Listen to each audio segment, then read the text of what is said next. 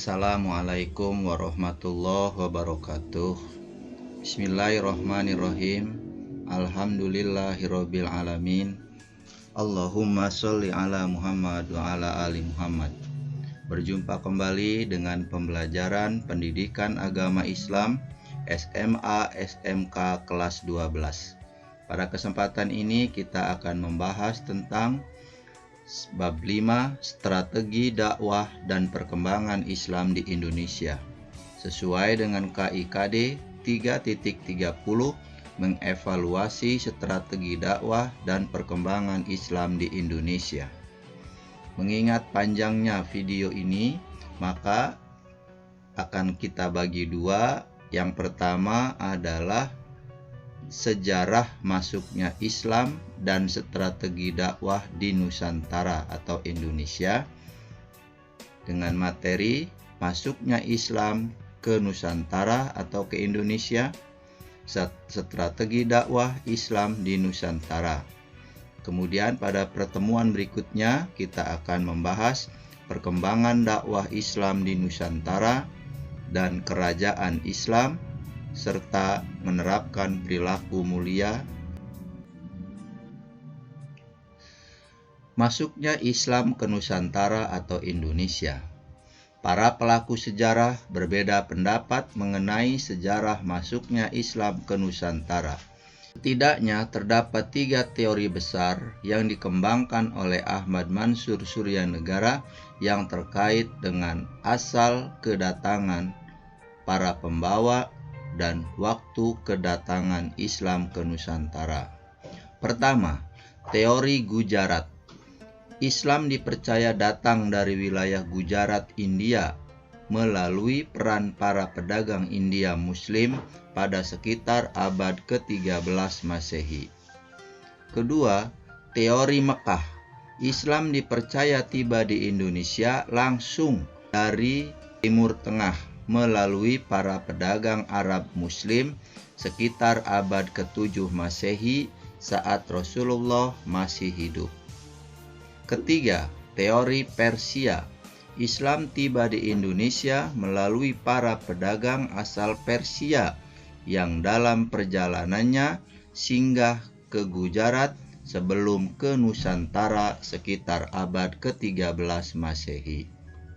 Itulah 3 teori tentang masuknya Islam ke Indonesia. Secara ilmiah, teori Mekah yang mengatakan Islam masuk ke Indonesia lebih awal, yaitu abad ke-7 Masehi. Berikut beberapa bukti yang mendukung teori Mekah tersebut.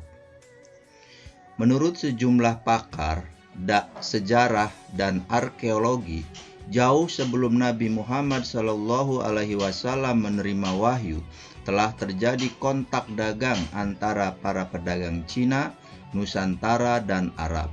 Jalur perdagangan selatan ini sudah ramai saat itu. Sejarawan J.R. Tibet, ia menemukan bukti-bukti adanya kontak dagang antara negara Arab dengan Nusantara saat itu. Keadaan ini terjadi karena Kepulauan Nusantara telah menjadi tempat persinggahan kapal-kapal pedagang Arab yang berlayar ke negeri Cina sejak abad ke-5 Masehi. Jadi, peta perdagangan saat itu terutama di selatan adalah Arab Nusantara Cina. 3. Ditemukannya perkampungan Arab Muslim di Barus pada abad ke-1 Hijriah atau 7 Masehi.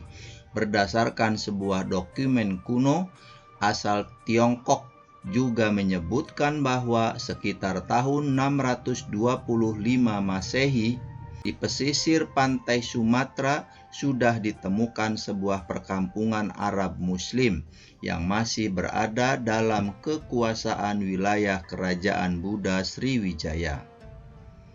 4. Dari berbagai literatur diyakini bahwa kampung Islam di daerah pesisir barat Pulau Sumatera itu bernama Barus atau yang juga disebut Vansur, yang berada di antara kota Singkil dan Sibolga, sekitar 414 km selatan Medan. 5.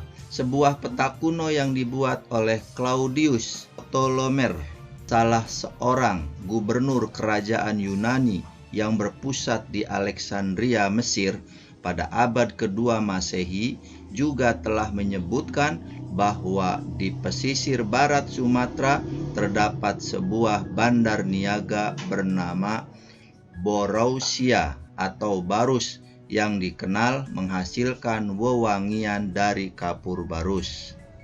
6. Pada tahun 678 Masehi, semasa pemerintahan Khalifah Utsman bin Affan, mengirimkan utusannya Muawiyah bin Abu Sufyan ke tanah Jawa, yaitu ke Jepara, pada saat itu namanya Kalingga.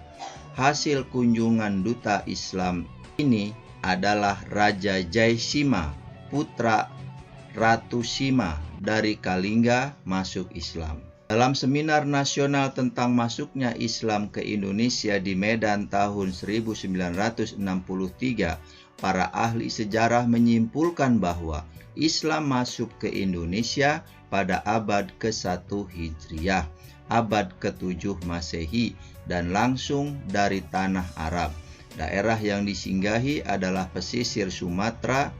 Islam disebarkan oleh para saudagar Muslim dengan cara damai. B. Strategi dakwah Islam di Nusantara.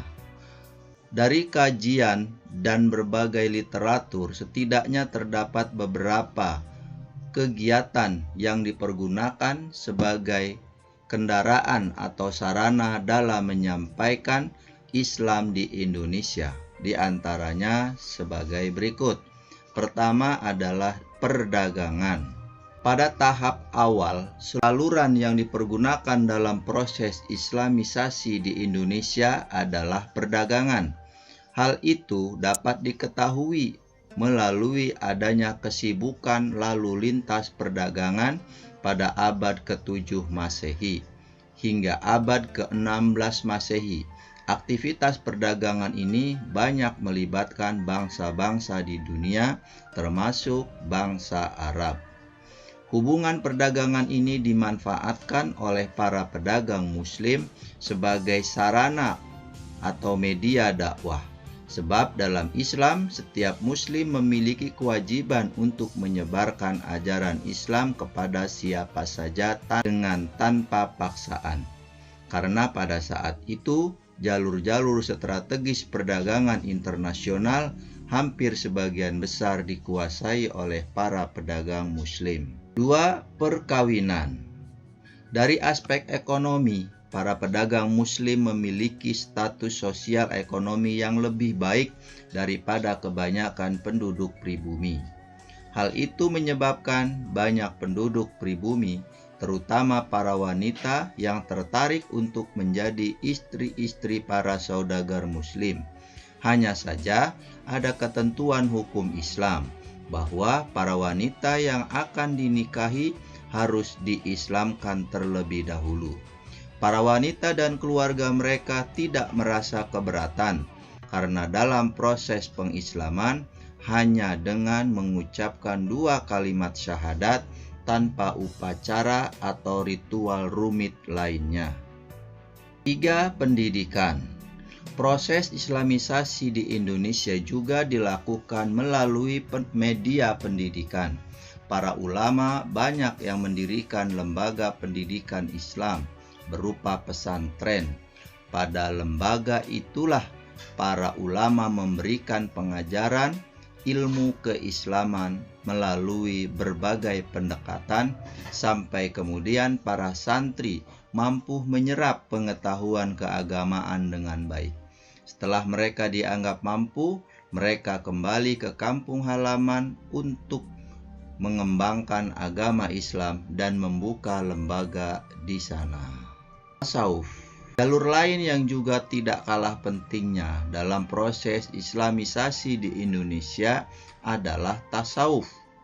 Salah satu sifat khas dari ajaran ini adalah akomodasi terhadap budaya lokal, sehingga menyebabkan banyak masyarakat Indonesia yang tertarik menerima ajaran tersebut. Pada umumnya, para pengajar adalah guru-guru pengembara. Dengan sukarela mereka menghayati kemiskinan, juga seringkali berhubungan dengan para pedagang.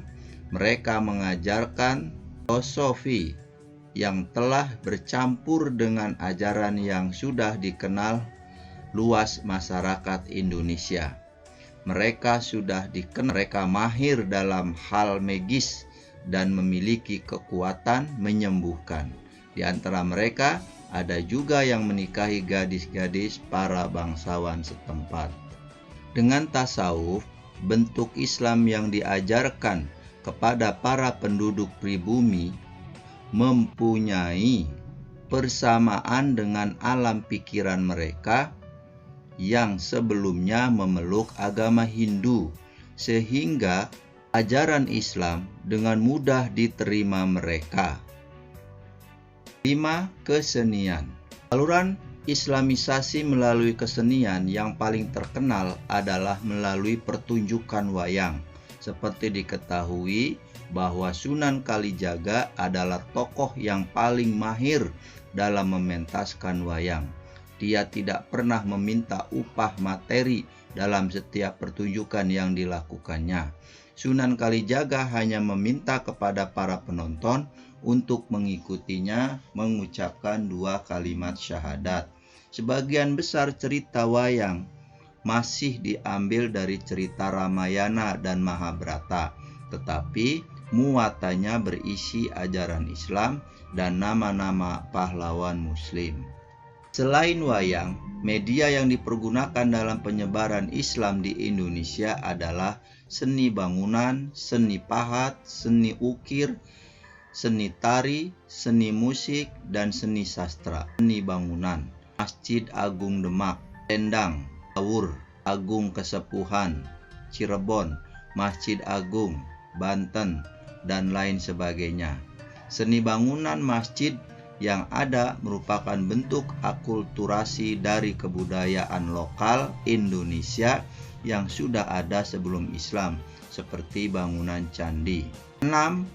Politik. Di Maluku dan Sulawesi Selatan, kebanyakan rakyat masuk Islam setelah rajanya masuk Islam terlebih dahulu.